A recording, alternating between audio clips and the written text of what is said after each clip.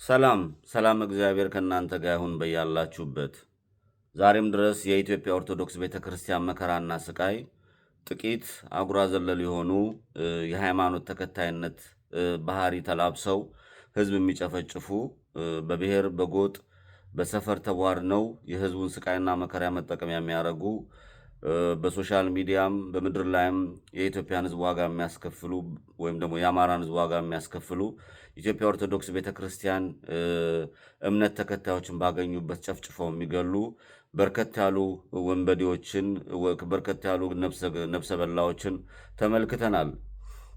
ለምሳሌ እኔ ሻሸመኔ ላይ የጀመረው እልቂትና ደም ማፍሰስ የሻሸመኔው ሲገርመን ዝቋላ ላይ በርከት ያሉ ወገኖቻችንን ሬሳ ስንቆጥር ከርመናል። ያልበቃ ብሎን አሩሲ ላይ ሰሞኑን በምትመለከቱት መልኩ በርከት ያሉ ወንድሞቻችንና በርከት ያሉ ወገኖቻችንን ጨፍጭፈው ገለዋል። ቀብራቸው እስኪገርመን ድረስ ማለት ነው። ንጹሐን ታርደዋል። የኢትዮጵያ ኦርቶዶክስ ቤተክርስቲያን የሆኑ ተከታይ የሆኑ የኢትዮጵያ ሙስሊም እምነት ተከታዮች የሆኑ አማራ ስለሆኑ ብቻም ታርደዋል፣ ተገለዋል። ወለጋ ላይ ማለት ነው። እኔ አሁን ሰው ልጅ አይሙት የሚል አቋም አለኝ። የሰው ልጅ መሞት የለበትም የሚል አቋም አለኝ። እኔ በኢትዮጵያ ኦርቶዶክስ ቤተክርስቲያን ውስጥ ጠላትን እንደ ራስህ አድርገህ ውደድ፣ ቀኝህን ሲመታው ግራህን ስጥ የሚል አስተምሮ ነው ያለው። በዛ ደረጃ ዝቅ ያለ ነው።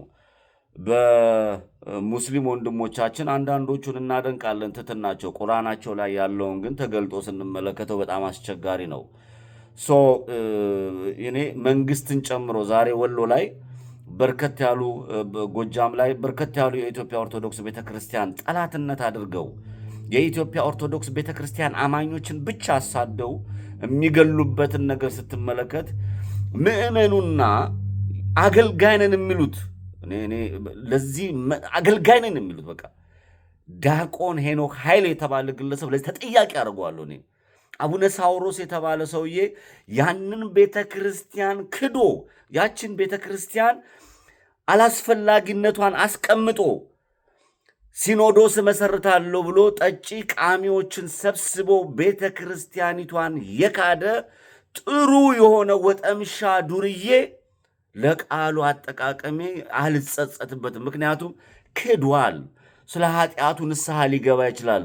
ወደ ሲኖዶስ ውስጥ ገብተህ ግን የአንዲት ትልቅ የኢትዮጵያ ኦርቶዶክስ ቤተክርስቲያን ስራ አስኪያጅ ስትሆን የምታልፍበት ጎዳና አለ። ወደ ሃይማኖት ውስጥ እንኳን ስትገባ የመንግስት ጣልቃ ገብነት የሃይማኖቱ ጉዳይ ወደ ጎን በመተው የብሔር አስተዋጽኦ በሚመስል መልኩ አብይ አህመድ አስገብቶ ቁጭ አድርጓል። ለዛም በየቦታው በየሰፈሩ በየአካባቢው የኢትዮጵያ ኦርቶዶክስ እምነት ተከታዮች ይጨፈጭፋሉ፣ ይታረዳሉ፣ ይገደላሉ።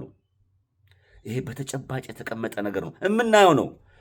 ዲያቆን ሄኖክ ኃይሌ የሚባል ነጭ ለብሶ አደባባይ ላይ ወጥቶ ያንን ነጭ እንደለበሰ ለወገን እያለቀብን ነው የሚል እንኳን ለሚሰማን አካል እንኳን ለማስረዳት ጥረት በሚደረግበት ጊዜ ነጭ አልብሶ ነጭ ለብሳችሁ በወገኖቻችሁ ሬሳ ላይ ተረማምዳችሁ ሄዳችኋል። ዋጥ አርጓት። ገዳይ እንዲገድል እንዲበረታታ መስቀል አደባባይ ላይ ያንን ነጭ ለብሳችሁ ወጥታችሁ ወገኖቻችን ለምን ተገደሉ ብላችሁ ለአምላካችሁም የህሊና ጸሎትም አላረጋችሁም። ከገዳይ ጋር ተባባሪ ናችሁ። በቃ ሌላ ምንም መርገጥ አያስፈልግም። እግዚአብሔርን ማመስገን አንድ ጉዳይ ነው። እግዚአብሔር ከእውነት ጎን ቁም ነው የሚለው። ስለሚፈጠረው ስለሚሆነው አደባባይ ጻድቃን፣ ሰማዕታት እያንዳንዱ ሰማዕታት ስለ እውነት ቆሞ አደባባይ ነው የሰማዕትነትና የሐዋርያችን ሥራ እንሰራለን ብሎ ነው አደባባይ ላይ የሚዘመረው። ወገንህ ሥጋ የሆነ በኢትዮጵያ ውስጥ የሚፈሰው ደም እንዳለ ሆኖ ንጹሐን እየተጨፈጨፉ እያለቁ እንዳለ ሆኖ የኢትዮጵያ ኦርቶዶክስ እምነት ተከታዮችን በአደባባይ ሲታረዱና ሲገደሉ ደማቸው ሲፈስ ቆጥሬ የማልዘልቀው በጣም በርከት ያሉ ገዳማትን አድባራቱ ሲጨፈጨፍ ሲገደል በሚገርም ሁኔታ እናንተ ግን አደባባይ ላይ ነጭ ለብሳችሁ ንጹሐን ደምና ሬሳ ላይ ተረማምዳችኋል። እግዚአብሔር የማይወደውን ስራ ሰርታችኋል። ለታይታና በተለያየ ሚዲያ ላይ እንዲተላለፍ ጥቅም ለማግኘት ስትሉ የወገኖቻችሁን ደም መሸቀጫና መነገጃ አድርጋችኋል። አንዱ ተጠያቂ ዲያቆን ሄኖክ ኃይሌ ነው። ሁለተኛ ዳንኤል ክብረት፣ ሶስተኛ ሳውሮስ የምትሉት ሰውዬ፣ አራተኛ እነዚህን መሃል ላይ አስገብቶ ንጹሐን እየጨፈጨፈና እየገደለ ያለ የካድሬነት ስራ እያስፈጸመ ያለው አብይ አህመድ የተባለ ገዳይ ነው። ዛሬም በወሎ ላይ በርከት ያሉ ንጹሐንን ጨፍጭፏል። ወደ 29ና 30 የሚሆኑ ሰዎች አልቀዋል፣ በድሮን ተጨፍጭፈዋል። ይሄንን እየተመለከትንና እያየን ነጭ ለብሰን ዘው ብንል ትርጉም የለውም። ስለ ንጹሐን ሞትና ስለ ንጹሐን ግድያ ስለ እያንዳንዱ መናገርና መተንፈስ ማስተዋል ይሄ ትክክል አይደለም ብለን አይደለም አንደበታችን አይደለም ሰውነት ስጋችን አካባቢያችንን ሊቆጣ ይገባል። ለምን ብለን ቆም ብለን ማየት ያልቻልን ዜጎች ሆነናል። መንጋነት በስቷል። ይሄንን የተመለከቱ በሰዓትና በደቂቃው አጀንዳ ይሰጡሃል። እዛ ላይ ስትራኮት እነሱ እያረዱ እየገደሉ ነው። በየሰፈሩና በየአካባቢው ንጹሐን እየተጨፈጨፉ ነው። እግዚአብሔር የሚወደውን ስራ ስሩ። አንድ የጠበደለ ጎረምሳ መስቀል አደባባይን ወደ ኢድ አደባባይ ቀይራለሁ የሚል ቅዠት ይዞ የተነሳ የሃይማኖት አስተምሮ በማይመልክ መልሱ የኢትዮጵያ ኦርቶዶክስ ቤተክርስቲያን አታክ በሚያደርግ መልኩ አደባባይ ላይ ወጥቶ ኢድ አደባባይ ወንጀለኝነት ያ ቦታ ተጽፎ ተመዝግቦ በታሪክም አለ። ብዙ ነገሮች የሚቀመጡ ነገሩ አሉ። እኔ ቦታ ምናምን አይደለም፣ የሰው ልጅ እያለቀ ነው። ግን ይህ የተጣመመና የተንሻፈፈ ሃይማኖታዊ በማይመስል መልኩ የኢትዮጵያ ኦርቶዶክስ ቤተክርስቲያን አታክ ለማድረግ የኢትዮጵያ ኦርቶዶክስ ምናምን አታክ ለማድረግ ምንም አታመጡም የሚል የሃይማኖት ድንቁርና የተሞላበት እኛ ጉልበተኛ ነን ብሎ አካሄድ የትም እንደማያደርስ ማወቅ። ሁሉም ሃይማኖቱን ይወዳል። ሁሉም ለሃይማኖቱ ዋጋ ይከፍላል። እያንዳንዱ የምትሰራውና የምትደረገውን ያላችሁን ዓላማ ጠንቅቀን እናውቃለን። ገጀራ አስገብታችሁ በየክፍለ ከተማው ለጥቆማ ያደሰው አስራችሁ ያጠፋችሁትን ጠንቅቀን እናውቃለን። እኔ ማንኛውም ሰው ሀገር የጋራ ነው፣ ሃይማኖት የግል ነው። ሃይማኖቴን ግን አታክ የሚያደርግ በየትኛውም አቅጣጫ የተቀመጠ የድንቁርና አካሄድ ልቀበል ዝግጁ አይደለሁም። ሃይማኖትህን ጠብቅ፣ ሃይማኖቴን እጠብቃለሁ። አከብርልኝ፣ አከብርሃለሁ። ካልሆነ ግን ድንጋይ ሲወረወር እዛም ቤት መስታወት አለ። እየተደረገና እየሆነ ያለው ነገር እጅግ አሳዛኝ ስለሆነ ነው። እየፈጸማችሁ እየሄዳችሁ ያለበት በተለይ እነ ሙጂብ የምትሉት ይሄ አህመዲን ጀበል የምትሉት ሌሎቹም በተመሳሳይ በወለጋ ላይ፣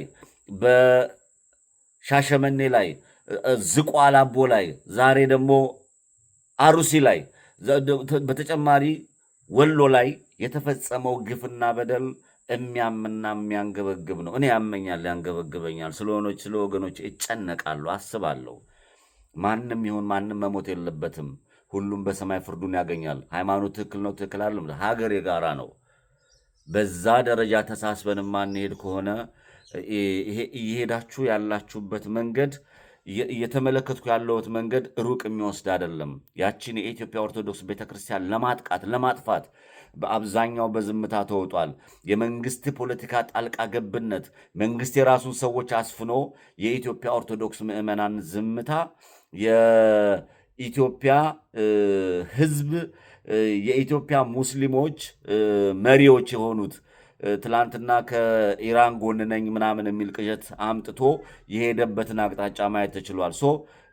እኔ አቡነ ሳውሮስ የምትሉትና ይሄ ከኦሮሚያ ተመልምሎ መጥቶ የኢትዮጵያ ሙስሊሞችን የሚመራውን ሰውዬ ልዩነታቸው ምንም አይታየኝም። ሁለቱም ለኢትዮጵያ ኦርቶዶክስ አንድ ናቸው።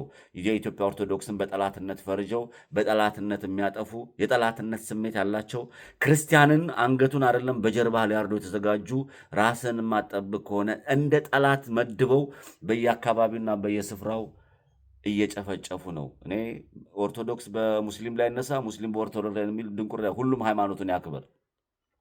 እውነት ያላችሁና እውነተኛ ሰዎች ከእውነት ጎን እንድትቆሙ ጥሬን አስተላልፋለሁ። ከእውነት ጎን ንጹሐን መታረድና መገደል የለባቸውም። የቅዱስ ሲኖዶስ አባላት፣ የመምህራን ወይም ደግሞ ይሄ ነጭ ለብሶ ሲያዘበዝብ የነበረው ምዕመን እኔ ለምን ሚሊዮን አትሆንም? እውነት ካለ በእውነት መንገድ ነው የሚሄደው። ይሄ ስለ እውነት ቁሙ።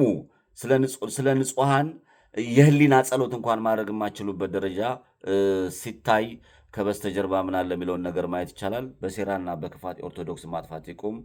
እግዚአብሔር ኢትዮጵያን ይጠብቅ።